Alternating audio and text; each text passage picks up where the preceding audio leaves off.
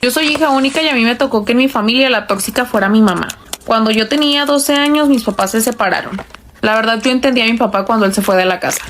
Mis últimos recuerdos de ellos dos juntos son solamente gritos y peleas. El acuerdo cuando ellos se separaron fue que yo me la iba a pasar los fines de semana con mi papá. Íbamos y visitábamos a su familia. A mí me encantaba, yo adoraba a mi abuelita. Regresaba a la casa y mi mamá se la pasaba hablando mal de mi papá. Y bueno, él nos seguía manteniendo porque en eso habían quedado ya que mi mamá nunca había trabajado.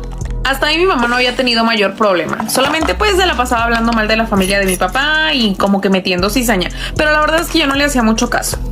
Un día mi papá empieza a salir con alguien.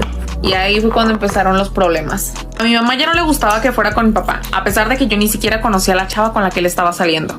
Me empezaba a chantajear y a decir que si a poco prefería a mi papá, que si yo estaba de acuerdo en lo que le estaban haciendo, que seguramente la novia me iba a tratar muy mal y que en el momento en el que ellos se casaran o empezaran a vivir juntos, se iba a olvidar mi papá de mí. Después de que mi papá tenía ya 3 años con su novia, decidió que me la iba a presentar, porque ya iban a vivir juntos. Para ese punto yo ya tenía 16 años. Cuando mi papá me presenta a su novia, mi mamá pone el grito en el cielo y empieza a decir que ya no me va a dejar que lo vea. No me dejaba contestarle el teléfono y mucho menos llamarle. Y todo el tiempo se la pasaba hablando de eso. Mi papá iba cada vez que podía a la casa. Iba a tocarle a mi mamá y insistirle a ver si me dejaba verlo. Y sí lo dejaba mientras fuera ahí en la casa y bajo su supervisión. Llegó un punto en el que mi papá le dijo a mi mamá que si no dejaba que me viera, él ya iba a dejar de mantenerlos. Obviamente mi mamá tuvo que acceder a que yo fuera a visitarlo. Y ahí fue cuando me empezó a chantajear a mí.